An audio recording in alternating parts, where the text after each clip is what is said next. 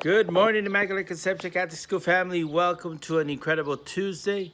I'm doing this video from home. I'm going to go straight to the story this morning. Wanted to share this story that I heard about a little boy named Mikey who, got a slingshot, and he's just terrible at it. Everything he tries to hit, he can't hit anything. So on his way back, Grandma calls him into to lunch. He sees one of Grandma's duck walking around close by, and he decides to, shoot it with the slingshot, thinking that, there's no way he's going to hit it anyways. And, to his surprise, he hits it square on the head and kills the duck instantly. So right away, he decides to cover it up, right? So he ends up, hiding the duck on a whole bunch of leaves and wood, trying to get rid of the evidence, right? And, as he's doing this, he notices his sister, Jenny, is watching from her window, and he realizes, oh no, she saw me. He just guilt right away and fear of what she's going to do with that. And, hey, there's my dog in the back. So, following dinner, it was Jenny's turn to do the dishes. Jenny turns to Grandma and says, you know what, Grandma? Mikey said he wanted to help with the dishes tonight. He said he was willing to take my turn. Isn't that right, Mikey? And he looks at her, and she whispers, remember the duck? And he says, yes, Grandma, that's right. I want to do the dishes. Next day, she was supposed to do lunch, and, Mikey and Grandpa were supposed to go fishing. And Jenny comes in and says, Grandpa, Mikey said he wanted to stay and do lunch for me today so that I can go fishing. Isn't that right, Mikey? And she whispers again, remember the duck? And he says, yes, that's right.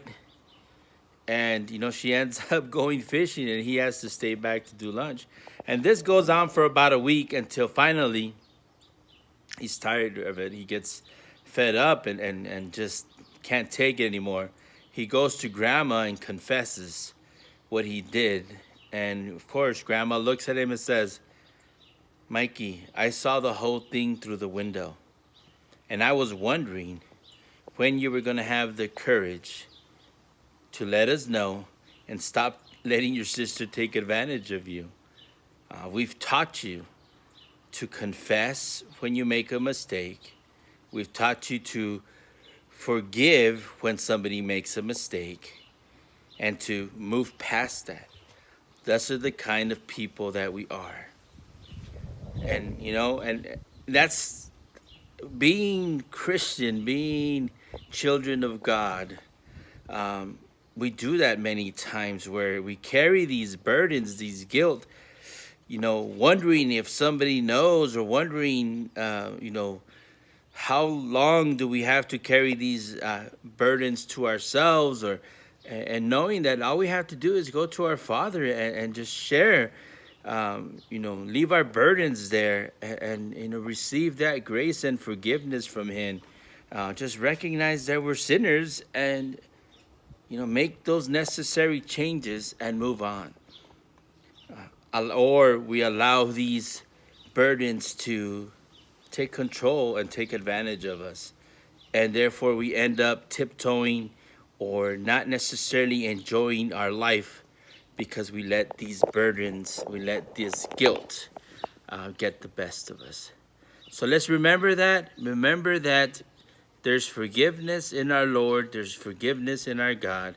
More importantly, there's love, there's grace, and there's mercy for every single one of us. There's no need to hide, and there's definitely no need to carry this on your own. Have an incredible Tuesday. Buenos días, ¿cómo están? Mire, aquí andamos, ahora lo estoy haciendo aquí de la casa, me voy derechito a la historia. Ahí anda mi perro allá atrás, mire, caminando. Anda buscando víboras, a veces le gusta cachar cachoras y víboras. Pero me acordé de una historia de un niño que le dieron una resortera, y malo para tirar, de tiro no le puede pegar a nada. Pero un día le da, cuando viene para atrás a su casa, que la abuelita le habla para que venga a comer, se le hace fácil tirarle un resorterazo a un pato y le pega la pura cabeza y lo mata. y pues se asusta porque no quiere que la abuela se dé cuenta que le acaba de matar un pato y lo esconde, ¿verdad? Le echa abajo de la tierra con hojas y palos y lo que puede hacer para esconder. Y en eso se da cuenta que la hermana lo está viendo por la ventana y dice, Ingi, ya me agarraron con las manos en la masa, como dice, ¿verdad? Y entonces entran a comer y están comiendo y le tocaba a la hermana lavar los platos ese día. Y la hermana le dice a la abuela, abuela, mi hermano dice que él quiere lavar los platos ahora, ¿verdad? Y ¿verdad que sí, hermano? Y el hermano la voltea a ver y ella le dice, acuérdate del pato. Entonces él le dice a la abuela, sí, abuela, yo los quiero lavar ahora. Y el siguiente día a él le tocaba ir a pescar y a ella le tocaba hacer el lonche, ¿verdad? Y se vuelve a aprovechar la hermana. Le dice, abuela, mi hermano dijo que él quería cocinar ahora, ¿verdad que sí? Y el hermano voltea a verla y ella le dice de vuelta, acuérdate del pato. Y entonces él dice, sí, abuela, yo quiero cocinar ahora.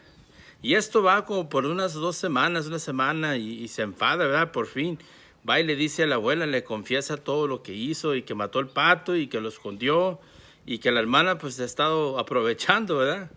Y la abuela lo mira y le dice, mijo, yo miré todo, yo miré por la ventana y estaba yo pensando, ¿cuánto tiempo vas a dejar que tu hermana se aproveche y dejar que te controle por eso que hiciste, ¿verdad?